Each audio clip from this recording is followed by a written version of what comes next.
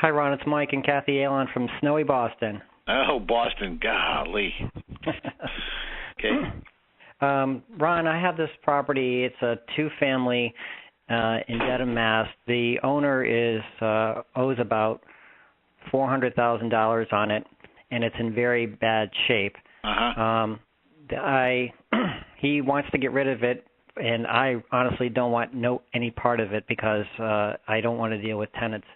Now, my intention was to put it under contract under a land contract and try to assign my land contract to an investor.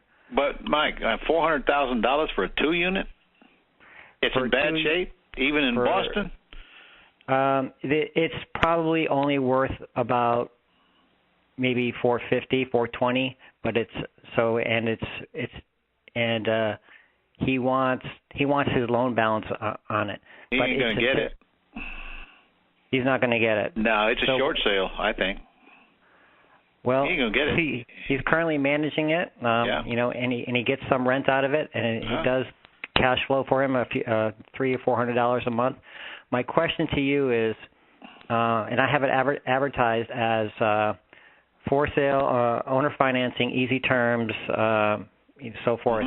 I'm getting a lot of calls on it, and there are a lot of investors. Whoa, stop. Do you have this thing under contract? I do. To buy? To buy. For the loan balance? I have it to buy I have it to buy for $410. So it's in bad shape, and he wants $10,000 on top of the loan balance. Right. And the reality is it's not worth any more than the loan balance. Probably less. Not even worth the loan balance, in my opinion. Okay. All right. Okay, now, so you've got it advertised for how much? $410 plus my assignment fee, so $420. No, there ain't no assignment fee. You need to just name a price on it. So it's $420? Mm-hmm. Okay, so it's $420 with $20,000 down. Is that the deal? So we're advertising owner financing, we're asking for a down payment of $10,000. No, you're not. You're asking for a down payment of $20,000.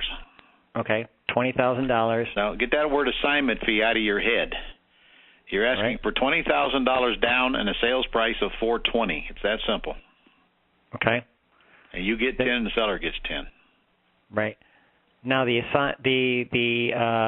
owner needs $2,800 a month, and in order to cover his underlying mortgage. So that's the way it'll be sold. The payment coming from the buyer will equal the payment going out for the seller.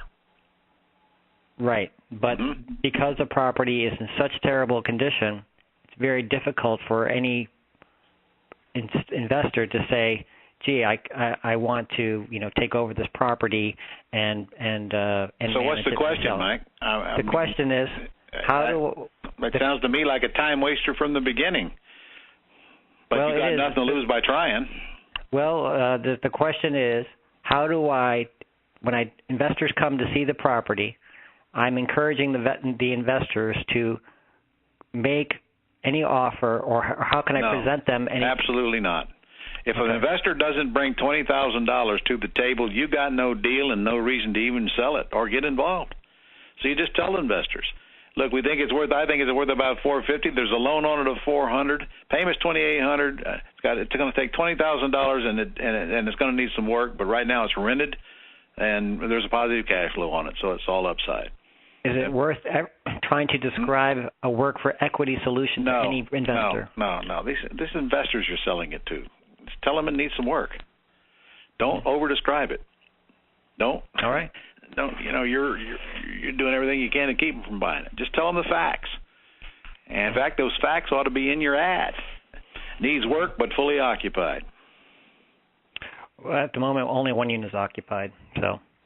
What's the monthly rent for the one unit? The lower unit is getting $1,300 a month, and the seller indicates that the upper unit rents for $1,800, but I can't see how he can get that because it's such terrible condition. I'm telling you, man, why don't you go find a house deal where you can make some money? This thing is a time waster.